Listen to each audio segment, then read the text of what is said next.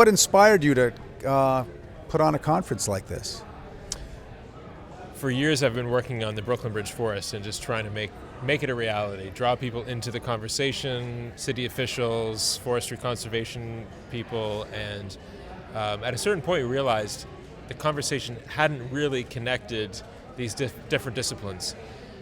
So it's amazingly difficult to pull people together from different disciplines, even within what you might think are compatible nature and wildlife conservation to forestry. Even that's a huge gap, let alone to architecture and then to city planning. So we were looking for something that would be a unifying idea, and wood was something that was at the heart of the Brooklyn Bridge Forest idea. So it became actually a very useful concept to say, what does wood do? What can it do? What are its environmental implications? And lo and behold, there's all these different disciplines that actually need and want and have a vision for wood that, if brought together, actually can really learn a lot from each other. So my hope today is that people learn from each other, that they were inspired by each other, and maybe they were, in some sense brought to, sort of to task and sort of to make sure that what they're doing is in fact legitimate and actually fulfilling the vision that they have for making architecture, building cities, and conserving natural areas. I think you got a lot of people into the room who wouldn't ordinarily ever be in a room together. Yeah, that's for sure. And a city is a difficult place to manage, so bringing city officials into a conversation with wildlife conservation folks, I mean, how often does that happen?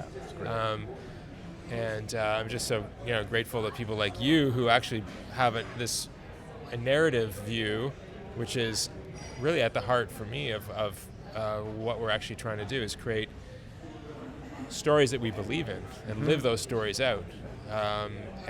So that's just amazing to hear people talking back and forth about that shared vision and purpose and co-creating a future. Yeah. It's a nice way to put it.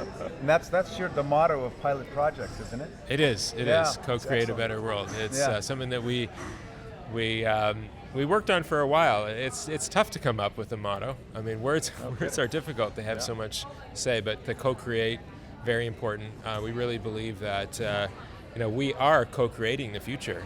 We are co-creating the landscapes, and even the concept of natural landscapes is a really interesting one. I mean, humans have been part of shaping the landscape all over the world for as far back as we can really reach, in a sense. And in a way, the Maya Biosphere Reserve is such an exciting example of that, where you're in an area where there was massive cities and an enormous civilization, millions of people living in cities, that is now one of the world's largest rainforest reserves.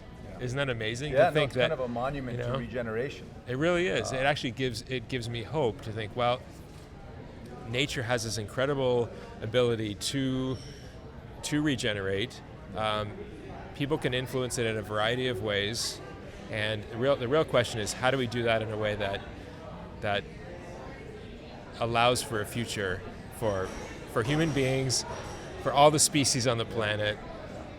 And it's a story we're writing right now. We don't actually know. We don't know what that future exactly looks like, but a conference like this is a way of helping to craft that. And so I feel like we started that. That was a conversation that we can continue. Yeah. I really hope it does. Can you talk about that moment when you walked across the bridge, and I mean, how did that all, so it's one thing to notice the deck needs to be repaired, but it's another thing to, connect that to the Maya Biosphere Reserve and come up with this scheme. I really have to give a lot of credit to my parents, because I was raised in an environment where wood was really pretty central. My father is a woodworker, not professionally, but in a sense he's maybe built houses. I participated with going out to old lumber yards and sourcing wood that had wood for floors in her house, and talking to the guys in the lumberyard about where did this wood come from. So, but from the time I was a little kid, wood was part of my life. So that's all relevant to the fact that as I'm walking across the bridge that one day, with at that point, years of architectural education and an appreciation for the bridge, that this wood means something. There's something going on, and I immediately was able to sort of think broadly and deeply about what were the impacts of this. Where did this wood come from? I didn't know. I'm walking across the bridge. I didn't know this was actually Guyanese greenheart, and very quickly after that, I'm on the phone with folks from Guyana, and I actually got, this is interesting. At the beginning of the project, I felt I needed to figure out what was the market value of this wood before I even started into the sustainability questions.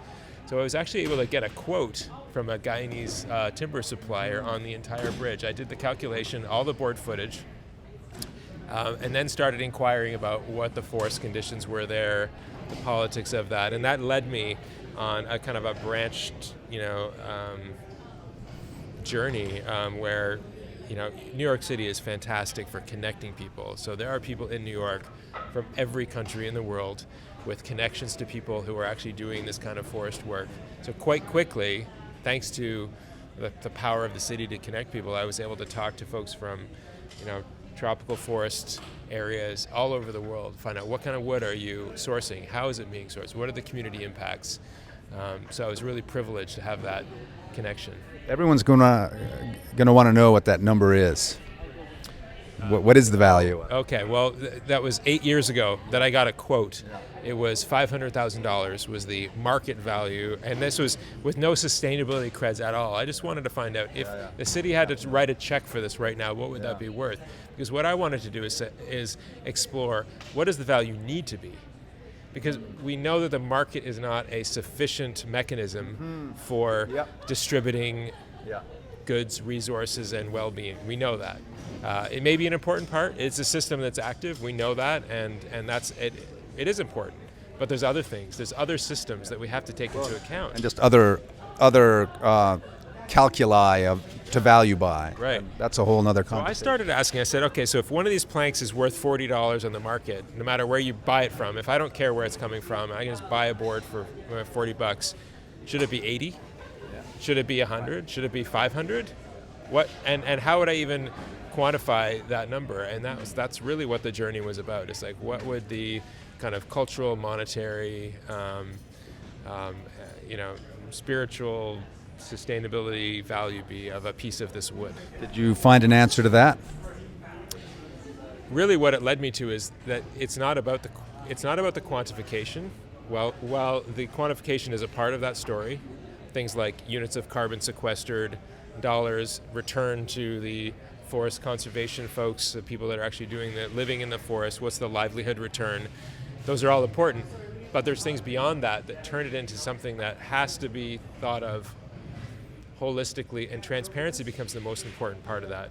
So what I came to is that if we could delineate a forest that was big enough to sustainably produce the wood for the Brooklyn Bridge over the years, that would become the icon. It would be, and the real question then I was asking is how many acres of forest is that to, with minimal impact, maintaining the biodiversity and all the ecological services, how many acres would it take to produce the wood that the Brooklyn Bridge needs? Is that 100 acres? Is that 1,000? Is that 5,000? Is that 10,000? And what would be required? And I thought, that would be a picture for the world to be able to see what the impacts would be. So do you have an answer to that?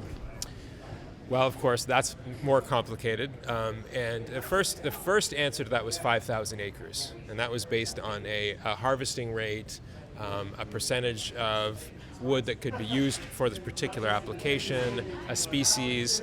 But once you put in variables to those things, it really varies between 4,000 and 100,000. It's a pretty big variability. But what we found was a community who's already doing it, who has the bounded forest, who has the management plan, and it really became about working with people that are doing this. Yeah. So then the relationship changed again, and it was about seeing how it impacts this community over time, How can it forward their agenda that's been long in the works to, in this case it was Guatemala, help the country even understand the importance of what they were doing in protecting that area of forest. So it's ongoing. it is ongoing. And now we have to convince New York City to take an active role and be part of the global picture. Now, local sourcing is really important, but New York City is a global city. And there's no avoiding the fact that our influence, indirectly and directly, is global. So the concept for Brooklyn Ridge Forest is let's make that global influence and global impact something that is positive, transparent, and becomes a showcase for the best practices possible. So. Yeah.